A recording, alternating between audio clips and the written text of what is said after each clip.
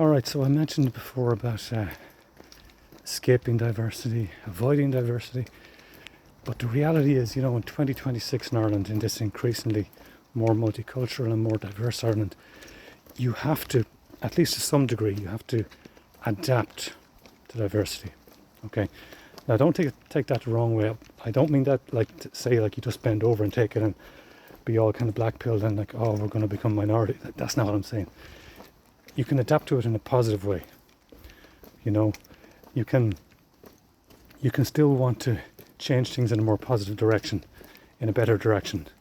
I know that in terms of political measures, we can't do anything until we get to the next local elections and the next general elections, in terms of trying to get people into office who are more patriotic and who care about what's happening to Ireland and want to move us back in a more sensible, positive direction.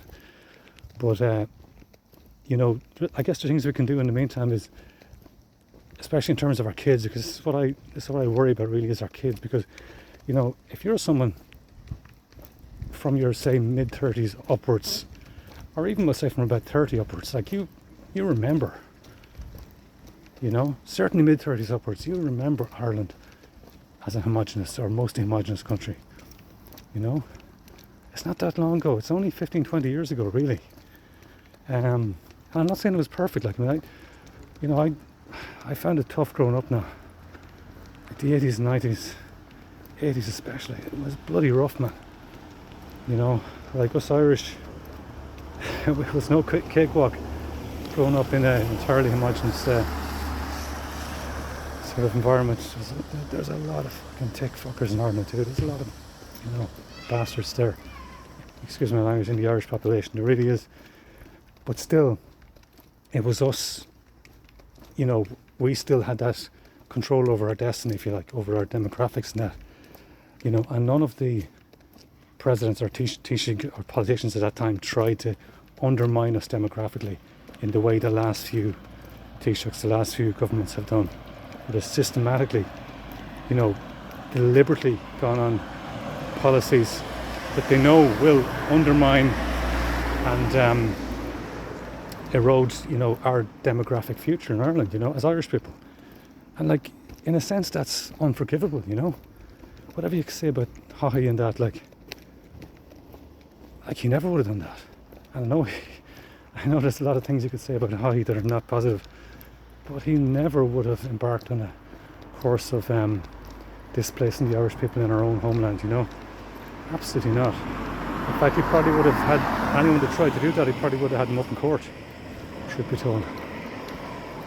But yeah, what I'm getting at anyway is, the kids, the next generation, our kids, we can still try and steer them in a positive direction, and also we can inform them, we can let them know that what they're experiencing today is not normal. It's manufactured. This kind of increasingly multicultural, diverse Ireland is a manufactured reality, and it totally went against the express wishes of the Irish people.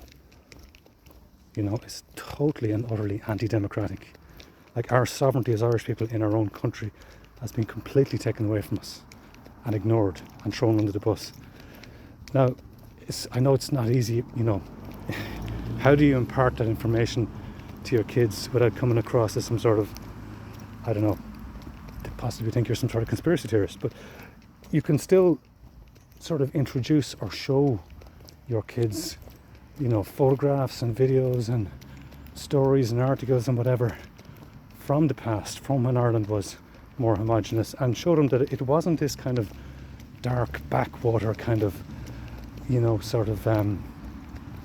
place where everyone was thrown into a mother and baby home, and where women were just chained to the bedroom and the kitchen, what I mean? This nonsense that our media trots out on a regular basis. You can sort of give them the facts, give them the truth, give them the reality of what it was like, and it was, for the most part, it was good. A lot of life growing up in a homogenous Ireland was good and was positive and was healthy and was cohesive, and it wasn't perfect, but people were happy though. And, crime levels were lower in general. Certainly, very violent crime anyway. Violent crime and sexual crime was certainly lower. Absolutely. Not saying there wasn't petty crime and there was attacks and stuff like that and there was theft, and of course that went on all the time. But there's no question, like, the more violent and the more sexual crimes, that is absolutely on the increase in recent years, with the increase in diversity. That is 1,000% the case. And the dogs on the street can see that. No matter how much nonsense Matt Cooper tries to fill you up with, that is the reality, And everyone can see that. Everyone who's honest can see that. So always keep that in mind. We are still fed with an awful lot of misinformation and this sort of selective kind of cherry picking of data by the media, by academia, by the NGO sector, to create this false narrative that that everything is just fine as Ireland becomes more multicultural, that it's only a good thing. This is the lie we're being fed. I'm not saying every aspect of it is bad. No, of course not. But this kind of lie we're fed, this narrative that it's only good. Being in a more cultural place, being in a more multicultural, more diverse place is only a good thing. This is the spin we get, and we can see this is not the case. We can see there's, of course, apart from the fact that obviously it denies us our own sovereignty in our own country. Apart from that, the very first thing, completely anti-democratic and completely strips away our sovereignty. That's the first thing. But getting beyond that, again, we know it's bad in terms of this extra stress and pressure it places on our services, especially in the housing sector, especially on house prices and rents, and on prices. More people means more demand for services and assets, which increases prices across the board. So inflation goes up. More people increases inflation, increases the cost of living. So there's so many ways why it's a bad thing to be constantly pumping up the population ever more and more, especially by the amount we've been doing it in recent years. It's only a bad thing, especially for the ordinary working person. Now the wealthy benefit from an ever-increasing population. They want a reserve army of labour. They want to suppress wages. They want competition for services. They want competition for jobs. Pushes down wages and increases the cost of services, but especially increases the cost of rent and the cost of houses as well. So the wealthy end society benefit, but the ordinary working person loses. This is why it's in our interests. It's in the 95% of the country's interest to have immigration controlled and kept to an absolute minimum. There's a small amount that's needed. I get that. A modest amount is needed, but the numbers should be kept to a minimum, and we only need a minimum. We don't need like 70, 80, 100,000 a year. We need nothing like that.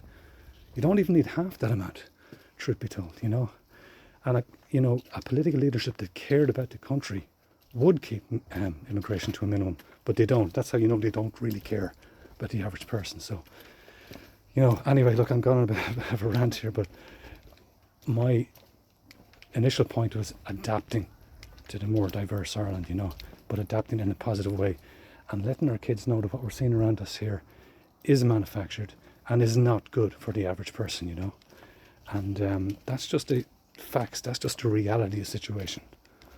It's not hateful. It's just facts.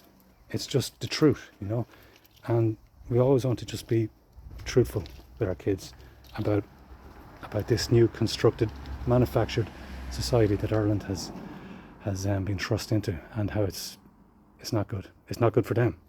It's not good for the coming generation. And once we're truthful with our kids and we let them know the reality of the situation, I think we can be happy with ourselves, and once we keep trying to do what's best for Ireland going forward, not accepting this, carefully constructed, manufactured, diverse Ireland. We know it's not good, and the important thing is letting our kids know about that, but in a positive way. And once you do that, I think then that's that's something, you know, we can say we're doing what we can to help create a better Ireland.